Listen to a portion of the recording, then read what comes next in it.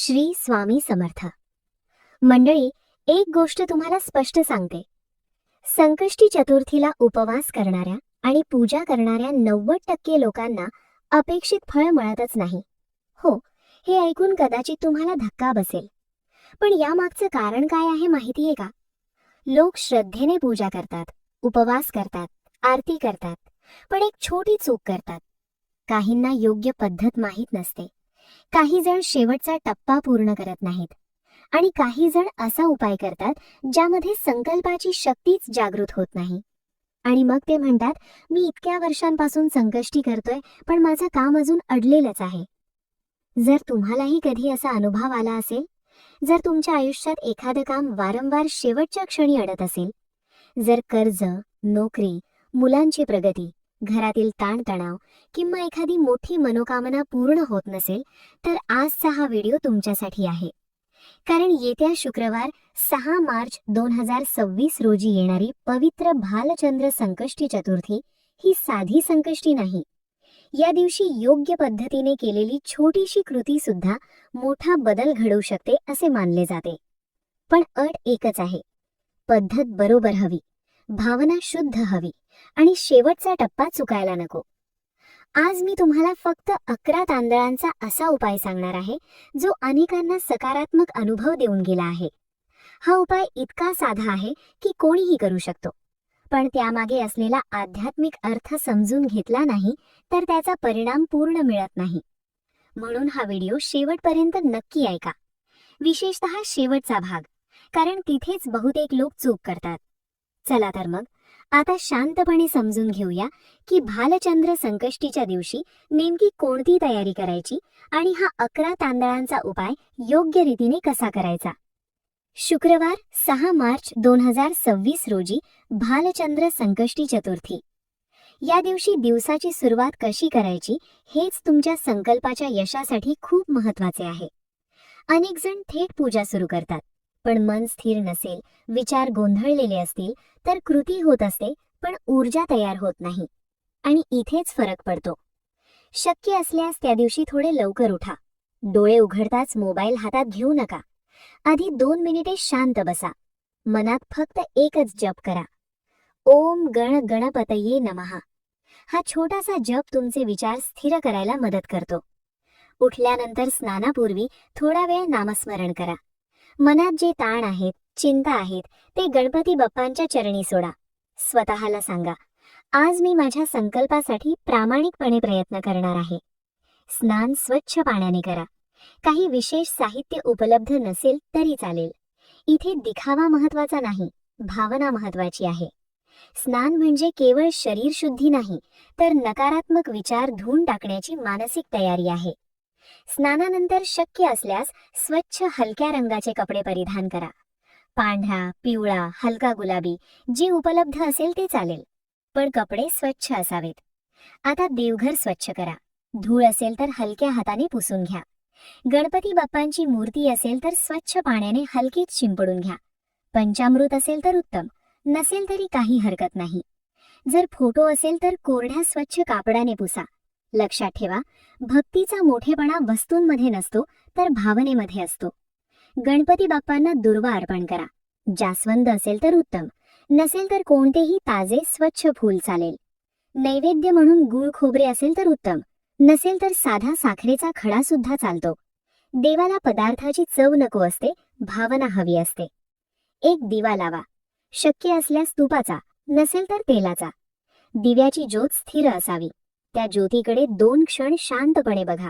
तुम्हाला जाणवेल मन हळूहळू शांत होत आहे. आता आपण मुख्य उपायाच्या तयारीकडे वळतो. आता एक छोटी वाटी घ्या. त्यामध्ये 11 पूर्ण अखंड तांदूळ ठेवा. इथे खूप महत्वाची गोष्ट आहे, तांदूळ तुटलेले नसावेत. फुटलेले, खराब किंवा अर्धवट वापरू नका. का? कारण तांदूळ म्हणजे अक्षत. अक्षत म्हणजे जे तुटलेले नाही, अपूर्ण नाही. तुम्हाला तुमची इच्छा अपूर्ण नको आहे, म्हणून प्रतीक म्हणून पूर्ण तांदूळ वापरायचे. त्या 11 तांदळांवर हलकेसे हळद आणि कुंकू लावा. त्यामुळे ते अक्षत स्वरूपात सिद्ध होतात. हे करताना मनात एकच वाक्य म्हणा, माझा संकल्प पूर्णत्वाला जाओ. घाई करू नका. प्रत्येक कृती शांतपणे करा. आता पुढे आपण पाहणार आहोत या 11 तांदळांचा मंत्रासह नेमका उपयोग कसा करायचा, किती वेळा मंत्र म्हणायचा आणि त्या क्षणी मनाची अवस्था कशी असावी. हा भाग जर चुकीचा झाला तर पूर्ण परिणाम कमी होतो. म्हणून पुढील भाग लक्षपूर्वक ऐका, कारण आता सुरू होतो उपायाचा मुख्य आध्यात्मिक टप्पा. देवघरात स्वच्छ आसन घालून बसा. शक्य असल्यास जमिनीवर पद्मासन किंवा सुखासनात बसा. पाठीचा कणा सरळ ठेवा. 2-3 दीर्घ श्वास घ्या. श्वास घेताना मनात सकारात्मक विचार आणा आणि श्वास सोडताना ताण बाहेर जाऊ द्या. आता गणपती बाप्पांच्या चरणी एक जास्वंदाचे फूल अर्पण करा. हे फूल म्हणजे तुमच्या भक्तीचे प्रतीक आहे. फूल अर्पण करताना मनात नम्रता असू द्या. स्वतःला लहान समजा आणि बाप्पांना सर्वस्व माना. तुमच्या समोर ठेवलेली 11 तांदुळांची वाटी जवळ घ्या. आता उजव्या हातात एक तांदूळ घ्या. तो तांदूळ हातात धरून काही क्षण डोळे मिटा. तुमच्या मनातील जी इच्छा आहे, जी समस्या आहे, जी गोष्ट अडली आहे, ती स्पष्टपणे मनात आणा. आता स्पष्ट उच्चाराने मंत्र म्हणा. इदम अक्षतम ओम गण गणपतये नमः. मंत्र म्हणताना घाई करू नका. शब्द स्पष्ट असू द्या. मंत्र पूर्ण झाल्यावर तो तांदूळ गणपती बाप्पांच्या चरणी ठेवलेल्या फुलावर अलगट ठेवा. पुन्हा दुसरा तांदूळ घ्या. पुन्हा त्याच श्रद्धेने मंत्र म्हणा. इदम अक्षतम ओम गण गणपतये नमः आणि तोही फुलावर अर्पण करा. अशा प्रकारे एक एक तांदूळ घ्यायचा, मंत्र म्हणायचा आणि अर्पण करायचा. एकूण 11 वेळा. कदाचित तुम्हाला प्रश्न पडेल, 11च का? 11 हा अंक संकल्प, स्थैर्य आणि दैवी ऊर्जा यांचे प्रतीक मानला जातो. एक म्हणजे सुरुवात आणि दुसरा एक म्हणजे दृढता. जेव्हा हे दोन्ही एकत्र येतात तेव्हा निर्माण होते संकल्पाची शक्ती. म्हणूनच या उपायात 11 तांदळांना विशेष स्थान आहे. सर्व 11 तांदूळ अर्पण झाल्यावर दोन्ही हात जोडून काही क्षण शांत बसा. आता बाप्पांशी अगदी आपल्या माणसासारखे बोला. जसं आपण आपल्या जवळच्या व्यक्तीसमोर मन मोकळं करतो तसं. बाप्पा, माझं हे काम अडलं आहे. माझ्या घरात हा ताण आहे. माझ्या मुलाच्या शिक्षणासाठी मार्ग दाखव. काहीही लपवू नका. या क्षणी दिखावा नको, फक्त प्रामाणिक भावना. 11 तांदूळ अर्पण केल्यानंतर या उपायाला आणखी बळ देण्यासाठी पुढचा टप्पा महत्वाचा आहे. शक्य असल्यास गणपती अथर्वशीर्ष एकदा पूर्ण पठण करा. जर पूर्ण पाठ माहीत नसेल तर मोबाईलवरून वाचून सुद्धा म्हणू शकता, पण शब्द स्पष्ट असू द्या. घाई करू नका. अथर्वशीर्ष हे गणपती उपासनेतील अत्यंत प्रभावी स्तोत्र मानले जाते. त्यातील प्रत्येक ओळ मन शांत करते आणि संकल्पाला ऊर्जा देते.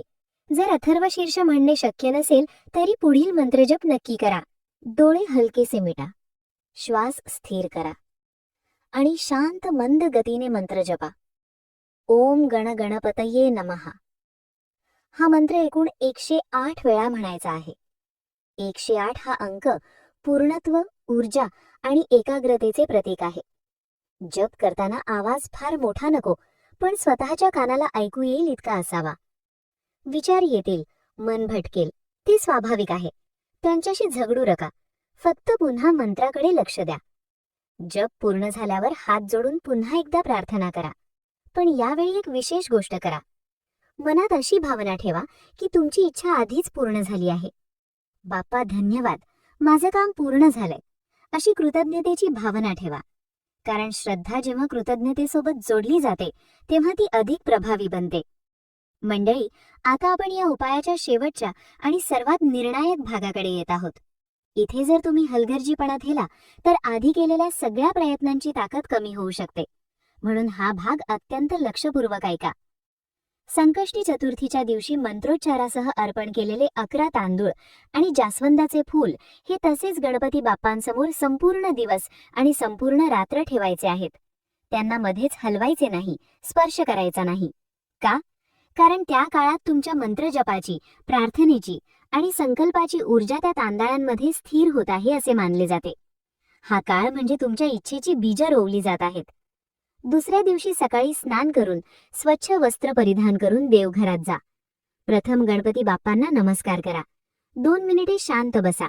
मनात कृतज्ञता ठेवा. आता त्या फुलावर ठेवलेले 11 तांदूळ अत्यंत आदराने उचलून घ्या. एक स्वच्छ कोरा कागद घ्या. त्या कागदामध्ये हे तांदूळ ठेवा आणि त्याची छोटीशी पुडी तयार करा. पुडी करताना मनात स्पष्ट भावना ठेवा. माझा संकल्प पूर्ण होत आहे. बाप्पांची कृपा माझ्या सोबत आहे. ही भावना खूप महत्वाची आहे. ही तांदळांची पोळी म्हणजे फक्त तांदूळ नाहीत, ही तुमच्या प्रार्थनेची आठवण आहे, तुमच्या संकल्पाची ऊर्जा आहे आणि गणपती बाप्पांच्या कृपेचे प्रतीक आहे. एक गोष्ट लक्षात ठेवा, ही पुडी मध्येच उघडायची नाही, इतरांना दाखवायची नाही, हलक्या हाताने फेकून द्यायची नाही. जपून ठेवा, श्रद्धेने ठेवा. जोपर्यंत तुमची इच्छा पूर्ण होत नाही तोपर्यंत ही पुडी जवळ ठेवायची आहे. जेव्हा तुम्हाला जाणवेल की काम पूर्ण झाले आहे, अडथळे दूर झाले आहेत, तुमचा प्रश्न सुटला आहे, तेव्हा या तांदळांचे विसर्जन करायचे. वाहत्या पाण्यात, नदी, ओढा किंवा उपलब्ध असेल त्या प्रवाहात हे तांदूळ सोडायचे आहेत. विसर्जन करताना मनात कृतज्ञतेची भावना ठेवा. बाप्पा, तुमच्या कृपेने माझी इच्छा पूर्ण झाली, धन्यवाद. ही कृती म्हणजे संकल्पाची पूर्णता आणि देवाप्रती कृतज्ञता व्यक्त करणे होय. हा उपाय करताना 3 गोष्टी लक्षात ठेवा. 1. शंका नको. 2. घाई नको.